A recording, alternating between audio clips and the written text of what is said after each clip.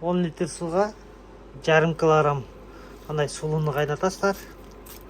Бұл сулуу не десеңиздер, бұл интернеттен карасаңыздар, бұның пайдаларын интернеттен көрсеңиздер болот. Бұл организм тазалайт. Азыр орустар бұны аябай интернетке чыгарган, орустарда маалыматтар көп. Адамдар да иштерин тазалайт бұны ичип. Ошондой эле бұл аттардын да организм тазалайт, канын суюлтуп, организм тазалайт. Бұны кандай алып бересиздер? Бұны 10 литр суга жарым килограмм сулууну бир эле кайнатасыздар да чыгарып коесуздар. Таң аткычакты ширесиз согу чыгып, аябай сонун болуп калат. Эртең сүзүп алып туруп, суусуну атка ичирип коесуңар. Калганы мынандай болот. Кайнатылгандан ашканы мына бул. Буну жесе жедирип коесуздар, жедирбесе тоокторго берип кое бересиздер. Багарда алдым бир сыйра ошентип бир жума аттардын ичин тазалап алсаңыздар жакшы болот. Бул канын суюлдат, эң негизгиси. Канын тазалайт. Bunun берүү шарттары күнүнө бир эле жолу бересиздер, эртең менен же кечинде.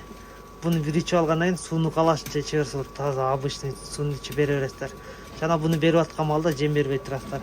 Жем ал канды кайга коюлуп кетет. Ошон үчүн экөө бири-бирине карама каршы иштеп калат.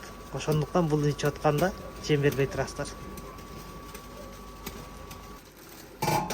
Мындай эле бир кайнаганда сразу өчүрүп коесуздар. Буну көп тамак пиширганда алып пишириштин кажети жок. Бир эле кайнаса жетет ушул. Ушул боюнча дындап коесуздар. Эртең менен кече мына ысык өзүнүн шооруна аябай шоору чыгып, компоту чыгып калат. Анан кийин муздак маалда берип коесуңар. Ошол эле учурда мына 10 литр суга кайра эле 500 грамм күрүчтү кайнатып, кийин күрүчүн бөлүп алып, согун, шорпосун берсеңиздер, кордосун. Бул да аябай жардам берет аттын организмин тазалаганга. Билесиздер, илгери азыр көп колдонуудай алды болуш керек. Мурда температура болуп, же дагы бирдек болуп ооруган адамдар кордо иччү. Кордо ичип жакшы болуп кетет эле.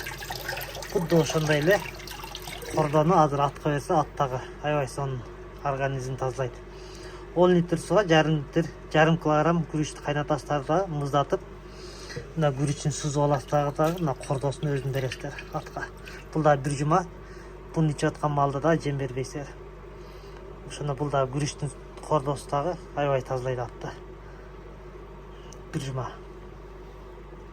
10 литр суга жарым килограмм күрүч бир кайнатып аласыңар дагы чыгарып коюп, муздагандан кийин күрүчүн сүзүп алып, эмесин кордонун өзүн берип коесуздар. Күрүчүн жесе күрүчүн да берип коер, зыяны жок. Бул болсо кордо, бул деле ушундай эле бир эле кайнаса жетет. Өчүрүп коесуңар дагы.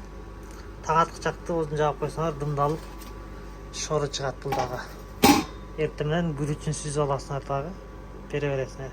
Если идиш 10 литр ой таппай атсаңар, мындай 5 литр ой менен кайнатасыңар дагы. 5 литр ой сууну тефал менен кайнатып, үстүнө куюп аралаштырып коюсуңар дагы, бере бересиңер. Эч проблема эмес ал. Не обязательно 10 литр суга обязательно бир салып кайнатыш керек дегенчи. 5 литр суга кайнатып туруп, кийин 5 литр кайнак суу кошуп койсоңар жарай берет. Сулууну кайнагандан кийин мына сүзүп аласыңар, сүзгүл менен. Суусу күрүч деле ошондой эле, мына сүзүп аласыңар, бул суусу. Башында ичпей кыйналат. Такыр суу бербей койсоңар, айласы жок ичет. Анда да такыр ичпей койсо, таза судан аралаштырып, көбөйтүп туруп, дамын бузуп туруп ичире бересиңер. Бир эле ичип алса болду, буну кайра суран ичет, шиңирип ичет. Башында эле ошо аябай суусаганда айласы жок ичет. Суу бербей койсоңар эле болду, ичип алат.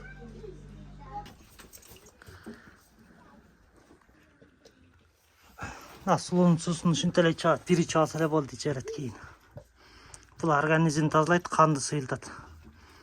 Аттарга жакшы.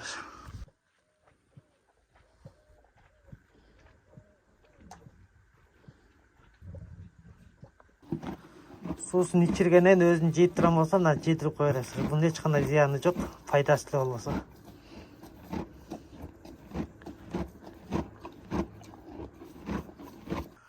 Ассаламу алейкум туугандар.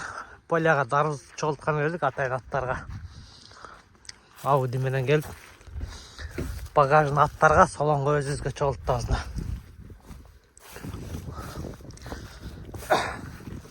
Kaçıncı geliş bugün? İkinci, üçüncü gelişim mi? Üçüncü gün, üçüncü yol gelip attığına. Kança günge жетет? 10 günge жетеби? Же 2-3 gün gelebi? Birden beri ottan bugün 2'den beri başladı. Birden bolunda adette bir ertemen geçine biri be. Je günde birden be. Ha günde birden de arız. Hem günde 2'den berem deytin da. Tügönse daha gelezin foyla. Atlar koşunca jarat.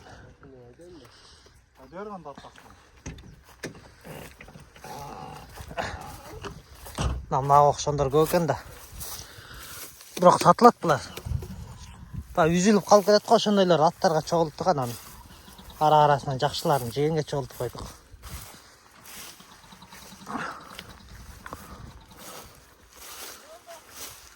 Oturup kaldı mı?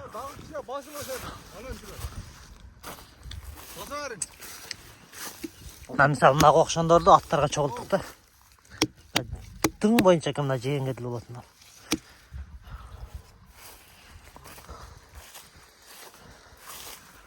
Мынанда жатат мисалы карга чогуп койгон. Буну албайт да килемчи. Буну аттарга өлөт. Мына жатат. Аттарга ушундайлардан алдык. Тазаларын салонго өзүбүзгө чогулттук. Толтура аттарга.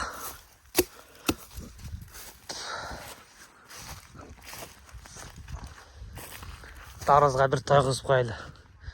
Дарыз сезен келип калыптыр аттарындагы.